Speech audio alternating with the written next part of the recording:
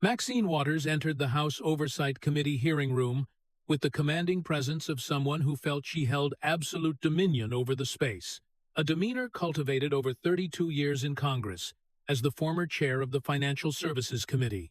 She was a woman who had famously made presidents flinch and caused her colleagues to cower, having outlasted numerous administrations, survived various scandals, and crushed her enemies with nothing more than her voice and her sheer will.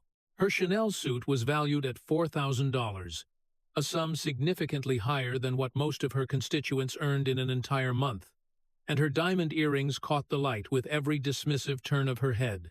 Her hair was styled to perfection, and her makeup was flawless, suggesting she had dressed for a battle, or perhaps she had dressed to remind everyone present that she considered herself entirely above this conflict. She was unaware that her daughter had been cooperating with federal investigators for 4 months. Nor did she know that the emails she believed were deleted had been recovered from backup servers. She did not realize that by the end of this day, the empire she had spent 3 decades meticulously building would collapse around her like a house of cards caught in a hurricane.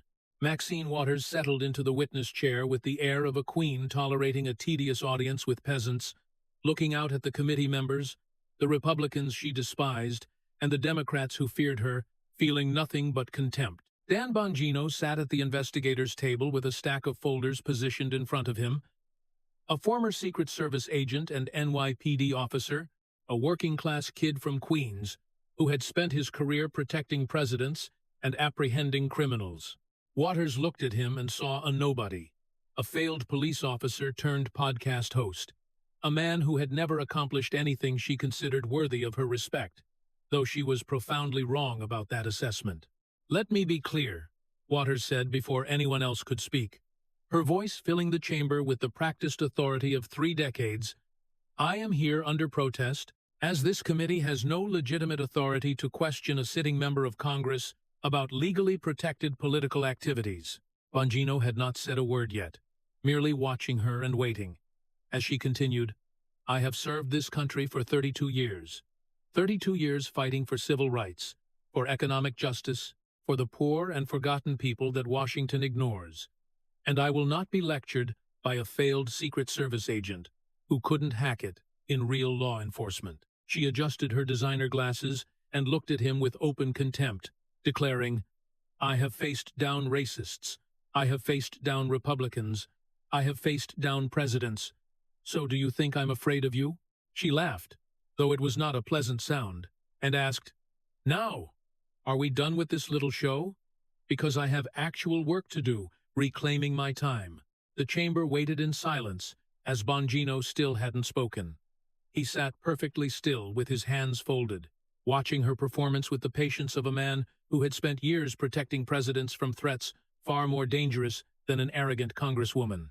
When he finally spoke, his voice was calm and almost gentle as he asked, "Are you finished, Congresswoman?" She replied sharply, "I'm finished when I say I'm finished. Reclaiming my—" "No!"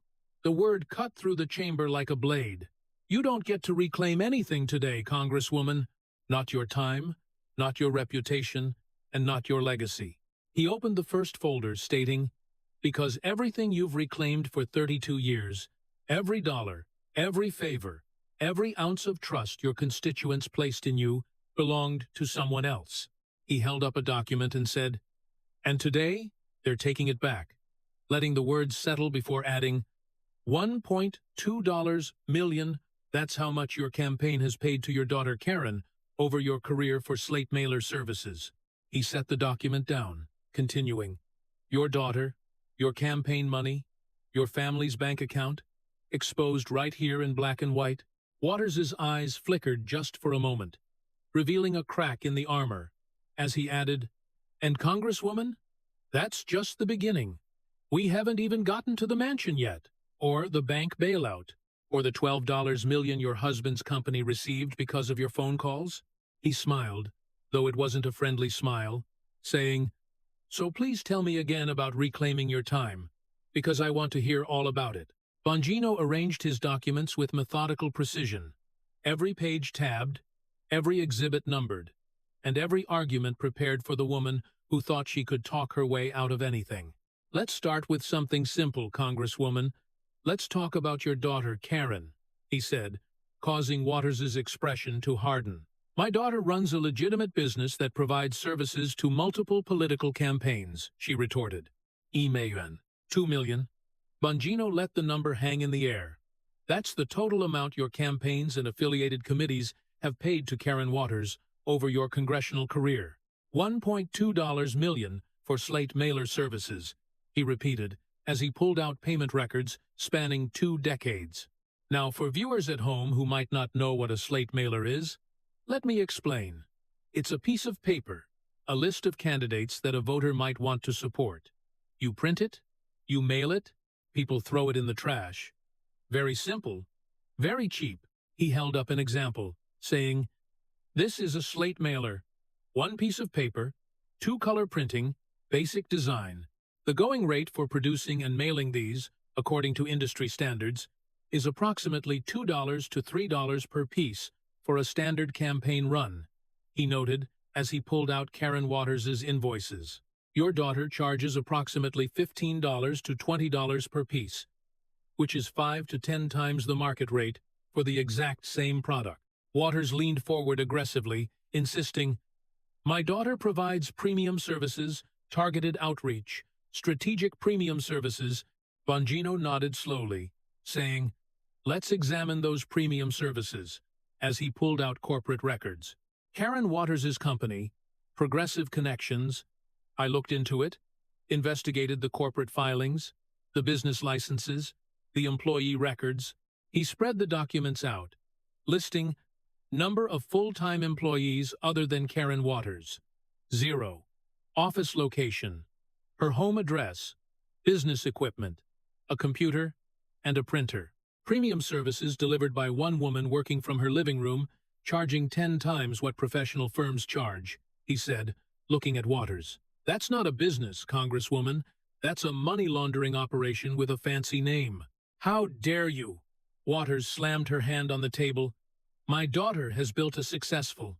Let me tell you what a real campaign consulting firm looks like," Bongino interrupted, pulling out documentation from legitimate political operations. "A real firm has staff, account managers, designers, data analysts. They have offices with overhead costs. They have equipment and software licenses. They have client diversification, serving multiple campaigns across different races." He held up Karen Waters' business registration, stating, "Your daughter's company has none of that. 1 employee, herself, 1 client, you, 1 product, overpriced pieces of paper.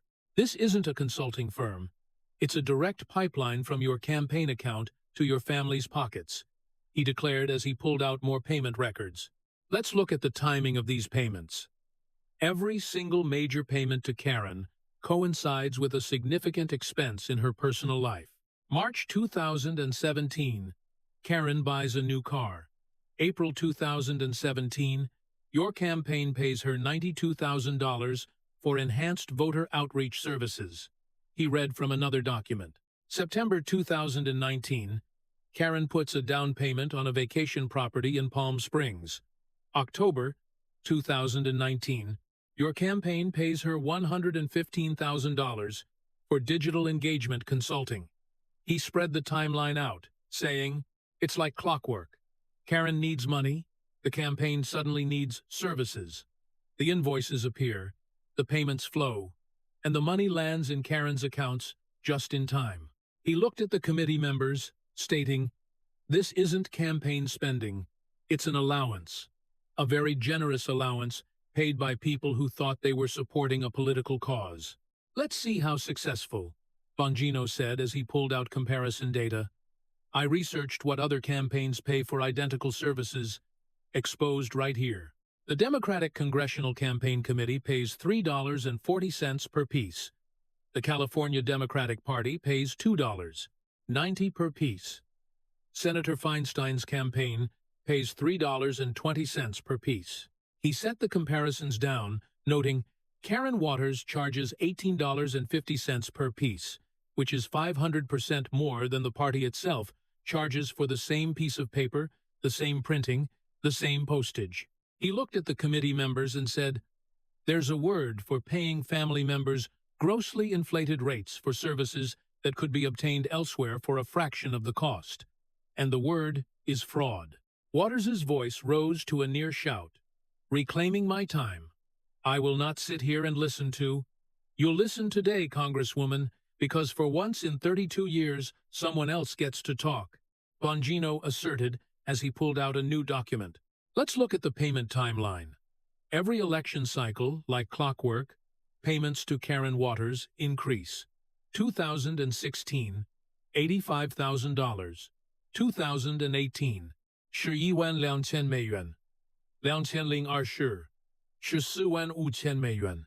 2022, 16,800美元. He traced the upward line, observing, "Your campaign spending goes up every cycle, and somehow Karen's slice of the pie always gets bigger. What a remarkable coincidence." He pulled out an email printout, saying, "This is from your campaign manager to your finance director, dated March 15th, 2018. Let me read it." He read slowly, making sure every word was captured. MW says to increase Karen's payment for this cycle. She needs the money for the house renovation, add another $50,000 to the mailer budget, and code it as expanded outreach. He set the email down, repeating, "House renovation. Your daughter's house paid for by your donors, the teachers and nurses, and working people who gave you $25 because they believed you were fighting for them." He pulled out another document, saying, "Let me tell you about one of those donors, Rosa Martinez, a domestic worker who lives in your district and cleans houses in Hancock Park for $15 an hour." A photograph appeared on the screen showing an elderly Latina woman with tired eyes and working hands as he continued, "Rosa donated $25 a month to your campaign for 6 years. That's $1,800 total. Money she could have used for medicine, for groceries, for her grandchildren." Bongino did the math out loud. "You know what $1,800 buys from Karen Waters' company? About 100 pieces of paper, 100 pieces of junk mail that went straight in the trash." He looked at Waters, stating, "Rosa skipped meals to donate to you, and you funneled her money to your daughter's fake business to pay for house renovations. That's not public service, Congresswoman. That's theft." Waters' composure was cracking as she insisted, "The payments to my daughter are completely legal. Legal and ethical are two different things. Legal and right are two different things. You've spent 32 years exploiting the gap between what's legal and what's decent," he countered. He closed that section of the folder, saying, "But your daughter isn't the only family member who's gotten rich off your position. Let's talk about your husband. Let's talk about the bank. And let's talk about $12 million of taxpayer money." Bongino opened a new section of his folder, this one containing property records, photographs, and financial documents. "Before we get to the bank bailout, I want to paint a picture for everyone watching, because understanding where you live helps us understand who you really are," he said as he pulled out a photograph. "This is your home, Congresswoman, Windsor Boulevard, Hancock Park, Los Angeles. 6 bedrooms, 6 bathrooms, swimming pool, 3-car garage, manicured lawn, maintained by professional landscapers. Current estimated value, $6.1 million. The image appeared on the chamber's screens, showing a sprawling mansion with palm trees and luxury cars in the driveway. A beautiful home, the kind of home most Americans can only dream about, the kind of home that says, "You've really made it." He pulled out a map, stating, "There's just one problem. This home is not in your congressional district." He pointed to the boundaries clearly marked on the map, explaining, "California's 43rd Congressional District includes Watts, Willowbrook, parts of South Los Angeles, some of the poorest neighborhoods in the entire state, where the median household income is $44,000 and the median home value is $280,000. He traced the district boundaries, continuing, "And here, miles away, is Hancock Park, where the median household income is $153,000, and the median home value is $2.8. million. Not part of your district. Not even close. He set the map down, remarking, "You represent some of the poorest people in California, yet you live among some of the richest. That's quite a commute, Congresswoman, both geographically and morally." Waters shifted in her chair, arguing, "Members of Congress are only required to maintain a residence in their district. Where I choose to live primarily is your personal business, of course. But let's look at that district residence you maintain," he interrupted, pulling out more photographs. "This is the address listed as your official district residence. A small house on West 80th Street with an assessed value of approximately $400,000. The contrast with the mansion was stark. We investigated this property, spoke to neighbors, pulled utility records, and you know what we found," he said, holding up the utility bills. "Average monthly electricity usage at your district address is 47 kilowatt hours. You know what that means? That means nobody lives there. A typical household uses about 900 kilowatt hours per month. Your residence uses about 5% of that," he noted, setting the bills down. "The lights come on occasionally, probably when you need to prove you were there. But nobody lives in that house, Congresswoman. It's a prop, a legal fiction, a way to pretend you live among the people you claim to represent." He pulled out more documentation, adding, "Meanwhile, your Hancock Park mansion lists you as the primary resident on property tax documents, insurance policies, and every other official record that actually matters." He looked at her with something approaching disgust, saying, "Let me paint the full picture. Your constituents live in neighborhoods with bars on their windows, while you live in a neighborhood with private security patrols. Your constituents worry about paying rent, while you have a swimming pool. Your constituents take the bus, while you have a 3-car garage." He pulled out vehicle registration records, noting, "Speaking of cars, your primary vehicle is a Mercedes-Benz S-Class sedan with a base price of $112,000. That car costs more than 2.5 years of your average constituent's total household income." He pulled out more expense records, continuing, "Your wardrobe, based on photographs and designer identifications by our fashion consultants, shows annual spending estimated at over $60,000. Chanel, St. John, Oscar de la Renta. The suit you're wearing right now retails for approximately $4,200, he said, gesturing at her outfit. The woman who cleans your house, yes, we interviewed her, makes $15 an hour. It would take her 280 hours of labor to afford what you're wearing today. That's 7 weeks of full-time work for one outfit." He pulled out additional lifestyle documentation regarding her travel expenses. "We obtained records through public information requests. In the past 5 years, you've taken 17 trips that included first-class airfare, total cost to your campaign, and PACs, over $200,000. He showed photographs from social media. "Here you are in Paris. Here's the Amalfi Coast. Here's a resort in Cabo San Lucas. All while your constituents struggle to afford bus fare to get to work." He pulled out restaurant receipts obtained through campaign finance disclosures, listing dinner expenses charged to her campaign. March 2021, Spago Beverly Hills $427. April 2021, Nobu Malibu, $563. June 2021, Providence, $612. He calculated the total, stating, "In 1 year alone, over $15,000 in fine dining charged to your campaign. Meanwhile, 22% of children in your district qualify for free school lunches because their families can't afford food." He set the receipts down, concluding, "You eat at Nobu, they eat at food banks, and it's all paid for by the same donations from the same working people who trusted you." Waters's face had flushed red as she exclaimed, "How I spend my personal money is none of it's your constituents' business when you got rich, representing them while they stayed poor," he interjected. 32 years. Congresswoman, you've been in office for 32 years. Let's look at what's changed in that time, he said, pulling up statistics. 1,991. When you first took office, The poverty rate in your district was 23%, and your estimated net worth was approximately $200,000. He showed the current numbers. 2024. Poverty rate in your district is 21%, essentially unchanged.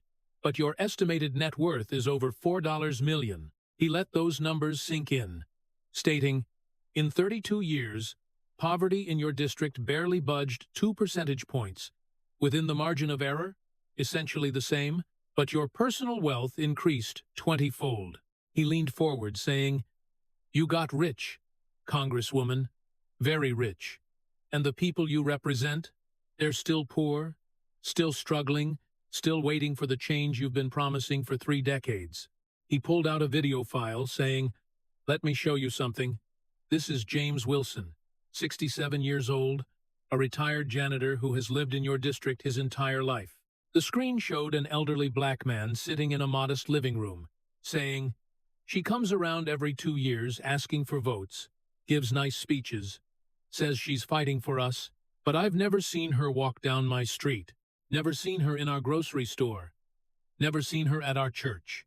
He shook his head slowly in the video, adding, my neighborhood looks worse now than when she started. Streets are broken, schools are failing, kids don't have jobs, and she lives in a mansion on the other side of town. He looked directly at the camera and said, you can't fight for people you don't even live near. You can't understand our problems from a swimming pool. The video ended, and Bongino turned back to Waters, saying, your constituents know, Congresswoman. They've always known. They just didn't have anyone willing to say it out loud. He opened the next section, stating, now let's talk about how you got so rich. Let's talk about the phone calls, the meetings, and the $12 million that saved your husband's investment. Bongino's voice dropped lower as he opened the next section, which was the heart of the corruption, the clearest case of self-dealing in Maxine Waters' long career. September 2008. The financial crisis, banks failing across the country, panic in the markets, the government scrambling to prevent complete economic collapse, he said, setting the historical context. In the middle of this chaos, the Treasury Department receives a call, a special request for a meeting from you, Congresswoman, specifically about one bank, One United Bank. He pulled out phone logs, stating, this is the Treasury Department's record of that call. September 23, 2008. Caller, Representative Maxine Waters. Subject, urgent meeting request regarding One United Bank. He looked at her and said, now there were hundreds of banks in trouble, thousands maybe, but you didn't call about minority-owned banks generally? You didn't call about your constituents' access to banking services. You called specifically about One United. He pulled out another document, continuing, let me tell you about your connection to One United Bank. Your husband, Sidney Williams, former United States ambassador, distinguished career, served on the board of directors of One United Bank. He owned stock in One United Bank, exposed right here in financial disclosure documents, he said, spreading the evidence across the table. So we have a situation. Your husband has a financial interest in a bank. That bank is about to fail. If it fails, your husband loses his board position and his stock becomes worthless. So you pick up the phone and call the Treasury Department. Waters straightened defiantly, asserting, I was advocating for minority-owned financial institutions that were being overlooked in the bailout discussions. Were you? Let's see, Bongino replied, pulling out meeting records. The Treasury meeting took place on September 25, 2008. Attendees included officials from One United Bank and representatives from the National Bankers Association, and the discussion focused specifically on One United's need for emergency capital. He held up the meeting notes, stating, minority banks, generally? No. This meeting was about one bank, the bank your husband had money in, the bank that would have failed without government intervention. He pulled out the result, saying, 3 months later, One United Bank received $12 million from the Troubled Asset Relief Program. TARP. Money. Taxpayer money. Your constituents' money. Money that kept the bank alive and protected your husband's investment. He did the math. Sidney Williams' stock in One United was worth approximately $350,000. If the bank had failed, as it would have without the bailout, that stock would have been worth zero. Nothing. Your phone call was worth $350,000 to your family. Waters' attorney leaned over to whisper something, but she waved him away angrily, claiming, "My husband had already resigned from the board when the meeting took place." "Let's check that," Bongino said, pulling out corporate records. Sidney Williams's resignation from the One United board was dated September 26, 2008. The Treasury meeting was on September 25th, one day before, meaning he was still on the board when you arranged the meeting. He set the timeline down, adding, "But let's be very clear about what was at stake here. One United Bank was in serious trouble.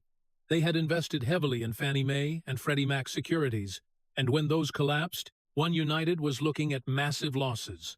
Without government intervention, the bank would have failed. Period." He pulled out financial analysis documents, explaining, "If One United had failed, your husband's stock, worth approximately $350,000, would have been worthless. His board position, which paid him a stipend of about $40,000 annually, would have vanished. Your family stood to lose nearly $400,000. He looked at the committee, asking, "So what did Congresswoman Waters do?" She didn't file a disclosure. She didn't recuse herself from the matter. She picked up the phone and called the Treasury Department directly, used her position as a senior member of the Financial Services Committee to arrange a special meeting for one specific bank, the bank her husband had money in. He pulled out additional phone records, noting, "And it wasn't just one call. We have records of 3 separate calls from your office to Treasury in that 2-day period. 3 calls, all about One United, all while your husband sat on their board and held their stock." He spread the call logs out. September 23rd, initial call requesting the meeting. September 24th, follow-up call to confirm attendees. September 29th, call to check on the status of the application. You weren't just advocating, you were lobbying hard. But even after he resigned from the board, he still owned the stock. He still had a financial interest, and you still had a conflict of interest that you failed to properly disclose, he said. He pulled out the House Ethics Committee report, saying, "Let's see what your own colleagues thought about this." The House Ethics Committee investigation concluded in 2012 after 3 years of delays. He read from the findings. Representative Waters' actions raised significant concerns about the appearance of a conflict of interest. While the committee did not find sufficient evidence to prove that Representative Waters knowingly violated House rules, the committee expressed serious concerns about the failure to adequately disclose the family's financial interest in the matter. He set the report down, remarking, "Significant concerns, appearance of conflict, serious concerns about disclosure failures. That's Washington speak for? You did something wrong, but we're not going to punish you because you're too powerful." He pulled out voting records, noting the Ethics Committee was deadlocked along party lines, Democrats protecting Democrats, so the investigation dragged on for 3 years until people forgot about it, and you walked away without consequences. He looked at her and added, "Until today." He pulled out a new document, stating, "This is a phone log notation from Treasury written by the staffer who received your call. Representative Waters mentioned her husband's involvement with the institution." He read it again slowly. "Mentioned her husband's involvement. You told them, Congresswoman. You disclosed the conflict to Treasury. So you knew exactly what you were doing, and you did it anyway." Waters was trembling now, with rage or fear. It was hard to tell, as she shouted, "Reclaiming my time. I will not sit here and $12 million. That's what your phone calls were worth. $12 million of taxpayer money to save a bank that your husband had invested in?" He interrupted, gathering the bank bailout evidence. "Your daughter gets over $1 million. Your husband's investment gets protected by $12 million in taxpayer funds. Your net worth grows by millions while your constituents stay poor." He looked at her with undisguised contempt, stating, "This isn't public service, Congresswoman. This is a family enrichment scheme, and your congressional seat is just the tool you use to run it. He opened the next section, saying, "But it's not just about money, is it? It's also about power, and how you've used that power to intimidate, to threaten, and to incite." Bongino shifted the focus from financial corruption to something equally damaging: Waters' pattern of inflammatory rhetoric. "Let's talk about your words, Congresswoman, because words matter, especially words from an elected official, especially words that encourage people to take action," he said, pulling out a compilation of statements. June 23, 2018. A rally in Los Angeles. "You were speaking about the Trump administration's immigration policies, so let me read exactly what you said." He read slowly and clearly. "If you see anybody from that cabinet in a restaurant, in a department store, at a gasoline station, you get out and you create a crowd, and you push back on them, and you tell them they're not welcome anymore, anywhere." He set the transcript down, repeating, "Create a crowd, push back on them, tell them they're not welcome anywhere." That's what you told your supporters to do to members of the presidential cabinet. Waters shifted in her seat, claiming, "I was talking about peaceful protest, the First Amendment." "Let's see what happened after your speech," Bongino replied, pulling out news reports. June 22, 2018. One day before your speech, White House Press Secretary Sarah Sanders is asked to leave a restaurant in Lexington, Virginia, because the owner says Sanders' presence wasn't welcome. He moved to the next report. June 25, 2018, 2 days after your speech, Homeland Security Secretary Kirstjen Nielsen is confronted and shouted out of a Mexican restaurant in Washington, D.C. A crowd gathers. Chants force her to leave. Another report, June 26, 2018, Florida Attorney General Pam Bondi is confronted at a movie theater. A crowd surrounds her, shouting, threatening. He listed, setting the reports down. Create a crowd? Push back? Not welcome anywhere. They did exactly what you told them to do. Waters' voice hardened as she insisted, "I never called for violence." "Let me read you the dictionary definition of incitement," Bongino said, opening a reference book. Incitement: the action of provoking unlawful behavior or urging someone to behave unlawfully. To stir up, to urge to action, to provoke. He closed the book, stating, "You told your supporters to find cabinet members at gas stations, at restaurants with their families, and create crowds. You told them to push back. What exactly did you think would happen?" He pulled out more of her statements, saying, "Let's look at the pattern. This wasn't a one-time slip. This is who you are." He began reading. 2017. "I'm going to take out Trump.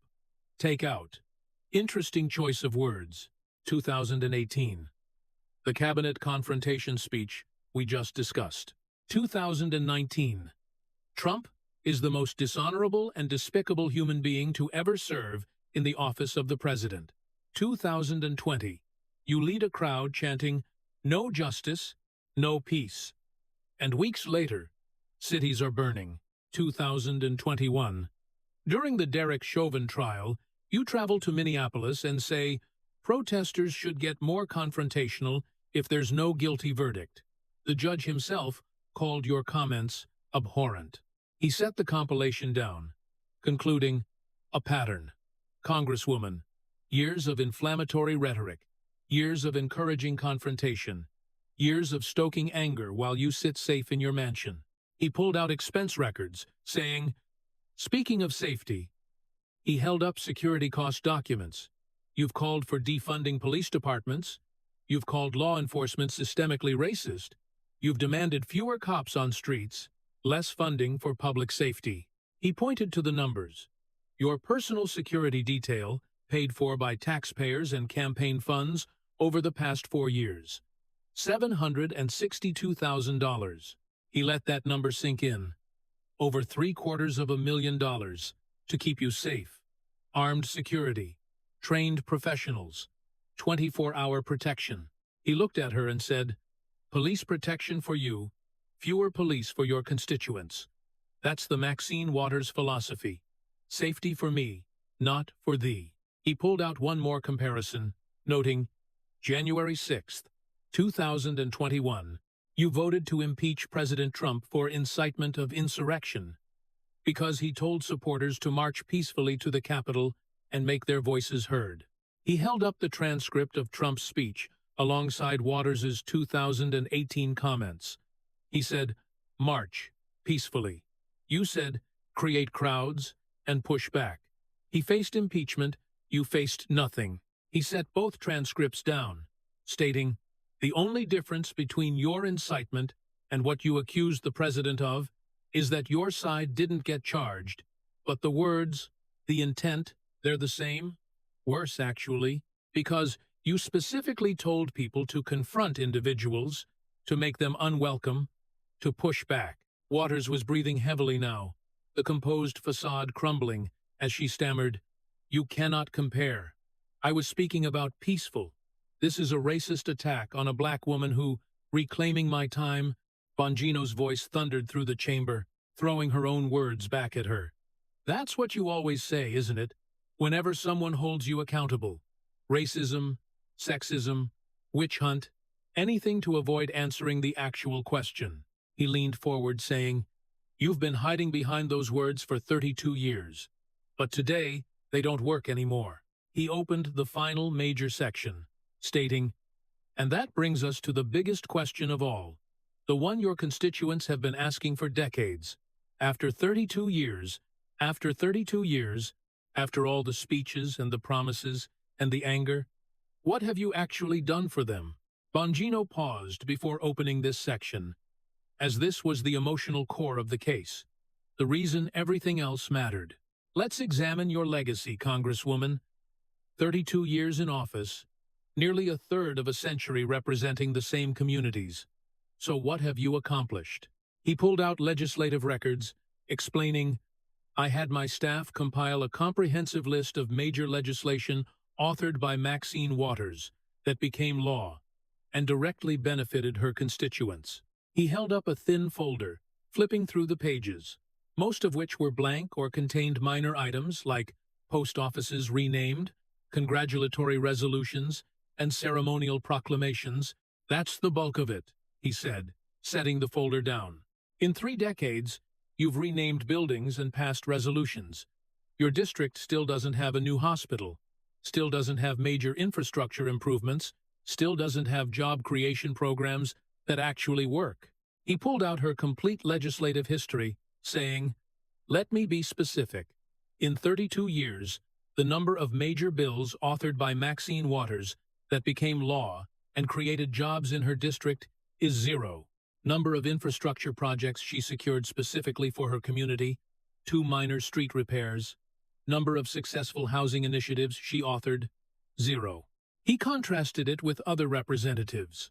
Congressman Jim Clyburn, representing a similarly challenged district in South Carolina, secured over $3 billion in federal investment for his communities. Congressman Benny Thompson brought hundreds of millions to the Mississippi Delta. These are real numbers, real improvements, real results. He looked at Waters and asked, what did you bring? Speeches, anger, television appearances, and a personal bank account that grew by $4 million.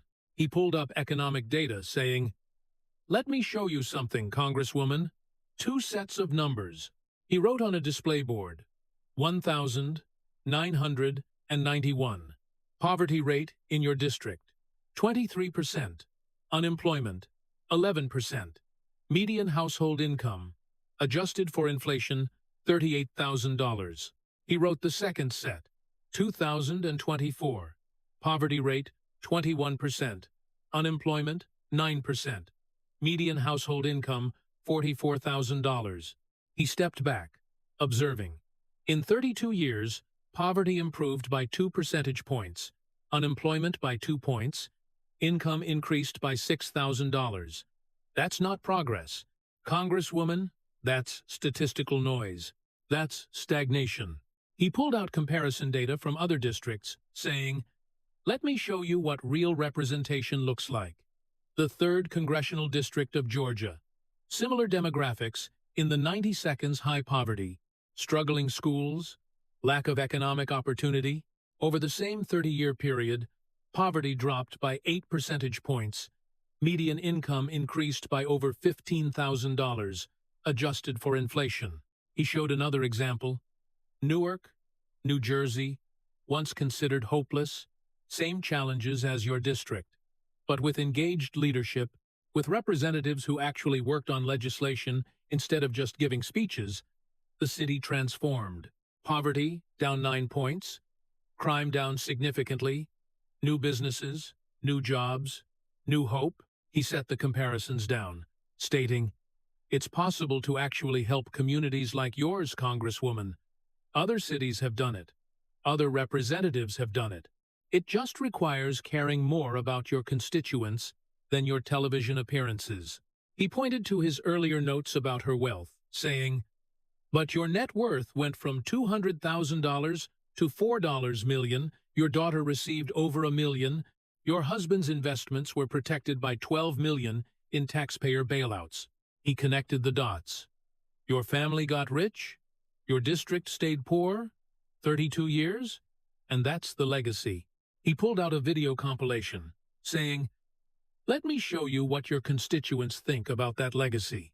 The screen showed Dorothy Williams, 78 years old, sitting in a small apartment in Watts, saying, "I've voted for her every election since 1992, 30 years, and my neighborhood looks worse now than when she started." Her voice cracked as she added, "I gave her campaign $20 every month for 15 years. That's $3,600. Money I could have used for medicine, for food, for my grandchildren. And where did it go? To her daughter's fake company," she said, wiping her eyes. "I believed in her. I thought she was fighting for us, but she was just fighting for herself." The video cut to Marcus Johnson, 44, standing on a broken sidewalk in South Los Angeles, saying, "My grandmother voted for her. My mother voted for her. I voted for her. 3 generations, and what do we have to show for it?" He gestured at the crumbling infrastructure around him. Same broken streets, same failing schools, same empty promises. But her mansion got bigger, her daughter got richer, and we got nothing. The video cut to Patricia Chen, 56, a small business owner, saying, "I wrote to her office 6 times asking for help with permits, with regulations, with the bureaucracy that was killing my business. You know what I got back? Form letters, the same form letter, 6 times. She shook her head, concluding, "She doesn't care about us. We're just votes to her. Just numbers. Just a way to keep her in power so her family can keep getting rich." The video ended, and Bongino let the silence hold for a moment before saying, "Those are your constituents, Congresswoman. The people you've claimed to represent for 32 years, the people whose trust you've betrayed, the people whose money you've funneled to your family." He pulled out one more piece of evidence, stating, "And here's what you really think of them." He held up an audio file, explaining, "This recording was made at a private fundraiser in Bel Air, September 2022, a home that costs more than every house on any block in your district combined." The audio played, Waters' voice unmistakable, speaking to wealthy donors. "These people in the district, they don't need policy. They don't understand policy. They need someone to be angry for them. Someone to yell at the right people. That's what I give them. Anger. Hope is for people who can afford it," she said, drawing laughter from the donors. "They'll vote for me forever. They don't have anywhere else to go. And as long as I keep fighting the fights they want to see fought, they don't ask questions about results." The recording ended, and the chamber was silent as Bongino's voice became quiet, almost sad. "Hope is for people who can afford it. That's what you said about the people you represent, the people who gave you their votes, their trust, their dreams," he said, looking at her. "You've built a career on keeping people poor and angry, Congresswoman, because poor, angry people don't ask questions, they don't demand results, they just need someone to blame, and you've always been happy to give them someone to blame, as long as it's not you." He gathered the evidence, stating, "There's a phrase for someone like you, someone who gets rich keeping people poor, someone who profits from suffering while claiming to fight it. someone who exploits the very people they're supposed to serve. He paused before delivering the phrase, "Poverty pimp." That's the phrase, and it fits you perfectly. Waters exploded, shouting, "How dare you? You don't know anything about my community. You're a white man who's never walked my streets, never seen what my people face. I built that community. I gave them a voice." She was screaming now, all composure gone, the mask completely shattered, as she continued, "Without me, they'd have nothing. I have fought for them for 32 years, and you think you can come in here, and I will not be." Bongino waited for her to run out of breath before saying, "Without you, Congresswoman, they might actually have someone who helps them instead of profits from them." He closed the folder, adding, "Without you, they might have a representative who lives among them, instead of in a mansion miles away.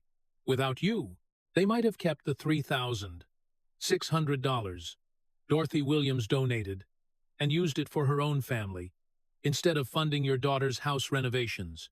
He stood and declared, "Your time is up, Congresswoman.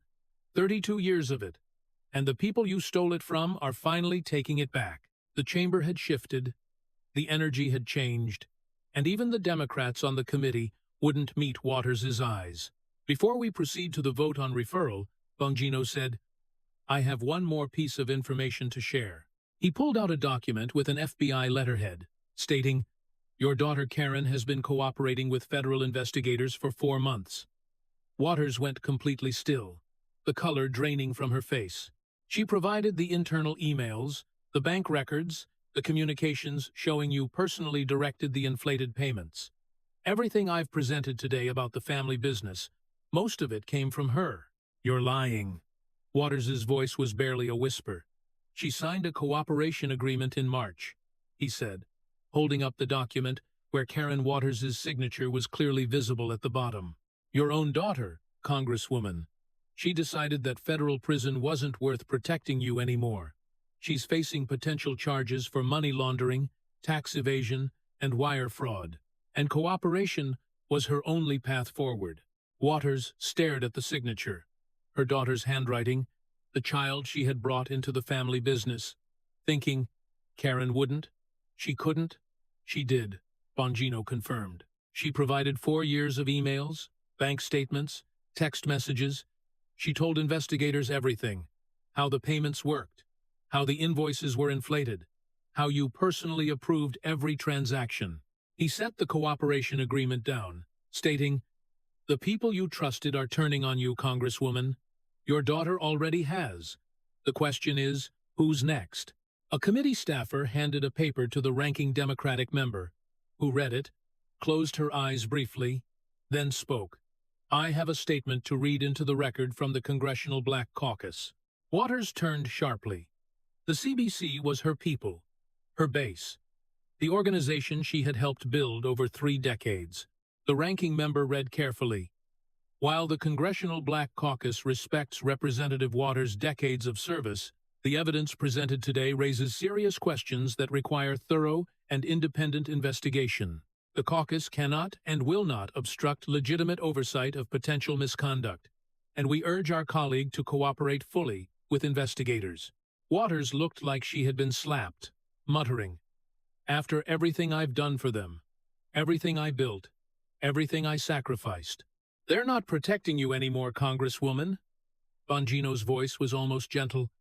"No one is." Senator Warnock, a Democrat, cleared his throat and said, "I have to say, after what I've seen today, the evidence about the payments to family members, the bank bailout, the lifestyle, compared to the district conditions, I believe a referral to the Justice Department is appropriate and necessary." Senator Klobuchar nodded, adding, "I concur.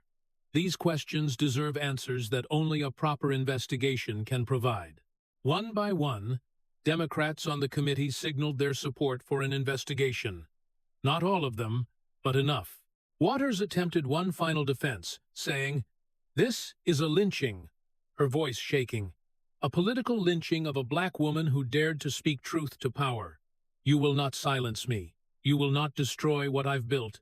I have given my life to Congresswoman." Bongino's voice cut through. Your daughter isn't white. Your former supporters in the CBC aren't Republicans. The evidence isn't racist. And the donations from Rosa Martinez aren't a conspiracy. He looked at her steadily, stating, "You're not being lynched. You're being held accountable. For the first time in 32 years, someone is finally reclaiming the time you stole from your constituents." The chairman called for the vote. All those in favor of referring this matter to the Department of Justice for criminal investigation? The votes came in 14-7, bipartisan and decisive.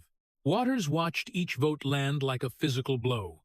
Republicans, as expected, but also Democrats, members of her own party, people who had sat beside her for years. The motion carries. This committee will prepare a formal referral to the Department of Justice for investigation of campaign finance violations, self-dealing, potential bank fraud, and abuse of office. The chairman looked at Waters and said, "Representative Waters, you are advised to retain legal counsel. This hearing is adjourned." The gavel fell, and Waters sat motionless for a long moment. At 84 years old, the effort of standing was visible. Her legs trembled, her hands shook. She had walked into this room a titan, with 32 years of power, feared by colleagues, celebrated by supporters, untouchable. She walked out diminished, old, and alone. Her daughter had betrayed her. Her caucus had abandoned her. Her legacy was in ruins. There was no reclaiming my time now, as her time had finally run out. The footage spread across the internet like wildfire. Within an hour, the clips were everywhere. Waters screaming about lynching. The moment the CBC statement was read, the revelation about Karen's cooperation, her final broken walk out of the chamber. Within 2 hours, Poverty Pimp was trending nationally. Cable networks ran continuous coverage, and political analysts who had spent decades calling her an icon struggled to find words. Within 3 hours, protesters gathered outside her Hancock Park mansion. Not supporters, but former constituents demanding answers. In Watts, in Willowbrook, in the neighborhoods Maxine Waters had claimed to represent for 3 decades, people gathered around televisions in barbershops, churches, and community centers. The reactions were not what many expected. Dorothy Williams sat in her small apartment watching the news coverage, with the receipt for 15 years of donations still clutched in her hand. "I knew something was wrong," she said quietly. "I think I always knew, but I wanted to believe. I needed to believe that someone was fighting for us." She tore the receipt slowly into pieces, whispering, "I was a fool. We were all fools."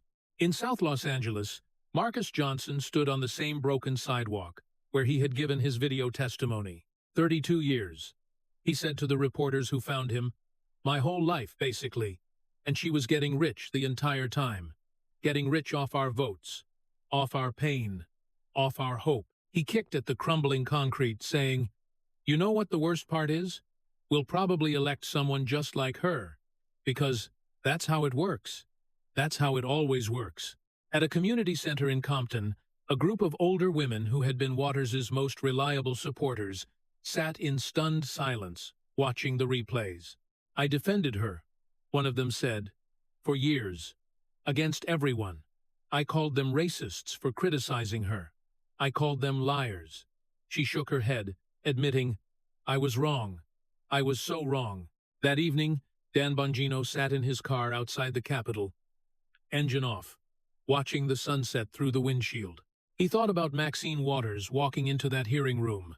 The arrogance, the contempt, the absolute certainty that her 32 years of power made her untouchable. He thought about the people in her district. Dorothy Williams, with her 15 years of donations, Marcus Johnson with his 3 generations of betrayed trust, the children who had grown up poor while their representative got rich. Reclaiming my time. That was her catchphrase, her brand, the words she used to silence anyone who challenged her. But it was never her time to reclaim. It was theirs. Her constituents' time, their hopes, their futures, their $25 donations scraped together from nothing. She had stolen all of it. And finally, someone had taken it back. His phone buzzed with a text from his wife. "How are you feeling?" He thought for a long moment before responding, Like I did my job. Like someone finally held one of these people accountable. But mostly, like this is just one person out of hundreds who do the same thing. Her reply came quickly. One at a time. That's how it works. He started the car and headed home, knowing that tomorrow there would be more investigations, more hearings, more politicians who had betrayed their oaths, and the people who trusted them. The work never ended. But tonight, at least, there was some justice, small and incomplete, but real. 2 weeks later, Maxine Waters announced her retirement from Congress, effective immediately. The statement cited health concerns and a desire to spend time with family, but it did not mention the investigation, it did not acknowledge wrongdoing, and it did not apologize to Dorothy Williams or Marcus Johnson or the thousands of other constituents who had trusted her with their votes and their money and their hopes. The investigation continued, grand juries convened, and subpoenas were issued. Karen Waters's cooperation proved extensive and damaging. In the 43rd District of California, a special election was announced to fill the vacant seat. New candidates emerged, some promising the same things Waters had promised, some promising something different. Dorothy Williams, 78 years old, registered to vote in the special election. It would be her first time voting for someone other than Maxine Waters in 3 decades. Maybe this one will be different, she said, without much hope. Maybe this one will actually fight for us, she paused. Or maybe there'll just be another one like her, getting rich while we stay poor, making speeches while nothing changes. She shrugged, concluding, but I'm going to vote anyway, because that's all we've got. That's all we've ever had. Outside, the streets of Watts looked the same as they had for 32 years. Broken sidewalks, struggling businesses, families doubling up in apartments because they couldn't afford rent. The poverty remained, the problems persisted, but the woman who had gotten rich from it all was finally gone. And for the first time in 3 decades, there was at least the possibility of something different, something better. A time finally that actually belonged to the people.